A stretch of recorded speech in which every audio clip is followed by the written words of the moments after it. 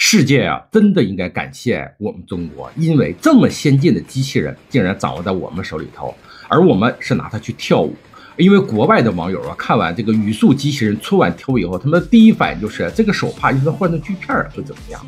我是关之谈啊，祝大家在新的一年里事业顺顺利利，万事如意啊！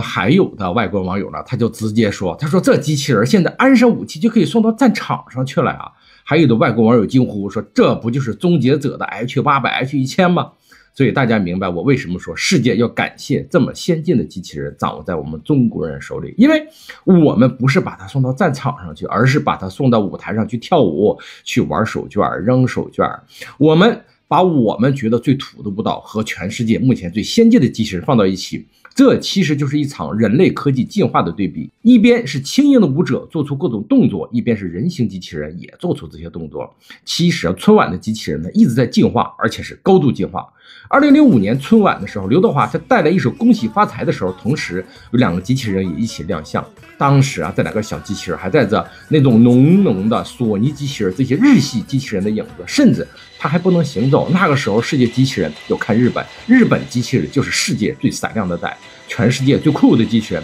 全都是日本的，有本田的、索尼的、富士的、京瓷的。20年前世界机器人发展你就要看日本，而且全世界觉得机器人的未来啊可能要靠日本来引领了，并且也是由他们市场化了。可是现在我们回顾就可以看到2005年我们国家机器人已经开始布局并且追赶了。可是呢2065年之后呢，日本机器人始终没有爆发出巨大的创新性，并且市场化好像也遥遥无期，每次都弄个概念性产品然后悄无声息了。还是2005年突然间，美国的波士顿动力横空出世，并且推出了它的四足机器人 Big Dog， 这是波士顿动力首个公开展示的物理机器人，它一下子就夺走了日本机器人的产业光环。2008年，波士顿又推出了自己的第一个类人机器人啊，当时它的定位就是军用机器人，当时它那个高度拟人的动作，全世界都震惊了。而2013年，它的进化版双足人形机器人阿特拉斯首次亮相，全世界当时真的折服了。那个时候，波士顿动力取代了日本，成为世界机器人的行业引领者。而我们在3年后的2016年的春晚出现了阿尔法 S1， 两个机器人才60厘米高。那时候啊，每个机器人它只有16个4伏电机，只能做简单的几步的行走和摇摆动作。那个时候，我们和全世界爆火的波士顿动力一比，真的是天壤之别。那时候波士顿动力两足机器人可以做出行走、跳跃、摔倒后自我站立的各种高难度演示了，而我们阿尔法 S1 在波士顿动力机器人面前幼稚的像个婴儿。而波士顿动力的液压系统十分的顺畅，开始接近人类了。那时候我们所有的科技圈都感叹说，什么时候我们能造出来波士顿动力这么强的机器人呢？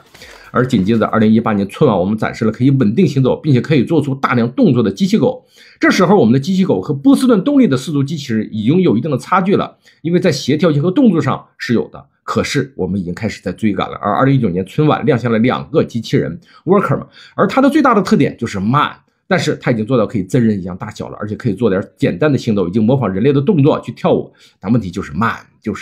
依然有差距。2021年的春晚亮相的机器牛，这个时候我们突然发现，这个四足机器人和波士顿动力好像没什么区别了。那个时候，四足机器人让国产机器人公司开始选择了新的路线，就是波士顿动力它是液压系统，而国内这些以优选语速这些公司开始用4伏电机作为驱动系统，然后快速迭代，直接进入量产阶段，把价格打到市场可以接受的程度。而波士顿动力仿佛好像一直在发布视频，但永远看不到实物展出，或者是说它的上市遥遥无期。据说波士顿动力的两足机器人的价格在几百万美元一个，我真想不到这么娇气昂贵的机器人谁会买单。而语速的机器人呢，它最低9万你就能买到入门版，而始终不能量产的波士顿动力呢，最后被谷歌卖给了软银，软银又转手卖给了现代汽车。这几年中国机器人开始大量的爆发，并且开始进入量产市场化，而波士顿的两足机器人一直遥遥无期。最后2024年他们突然开始放弃液压路线，改变赛道，进入和中国机器人一样的4伏电机路线。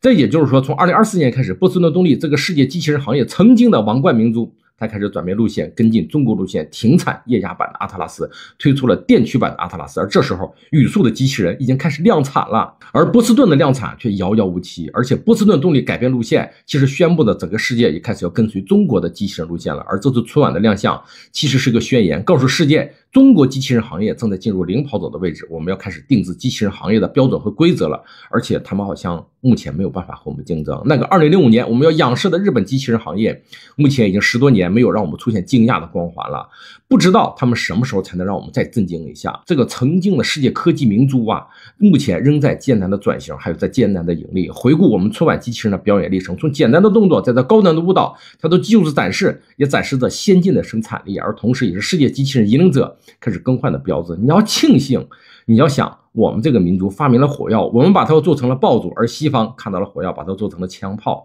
你要知道，不同的国家带给这个世界就是不同的东西。而同时呢，世界应该庆幸如此先进的机器人，我们拿它来跳舞，毕竟我们是一个和平的国度嘛。